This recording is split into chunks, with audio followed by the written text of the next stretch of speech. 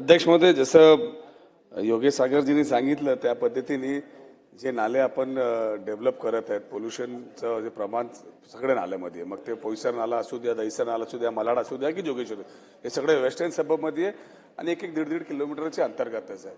Pollution थांबण्यासाठी अध्यक्ष महोदय एक काम करावं लागेल. हा नाल्याची रुंदी फार आहे आणि प्रत्येक एरियामध्ये कुठे ना कुठेतरी लिगल इलिगल इंडस्ट्री डेव्हलप झालेली आहे.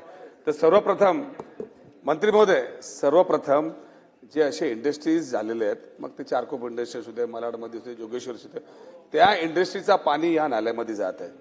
तर ते इंडस्ट्री आयडेंटिफाय करून ते जे पाणी ते जात आहेत ते तुम्ही बंद करणार का, हा माझा पहिला प्रश्न आहे.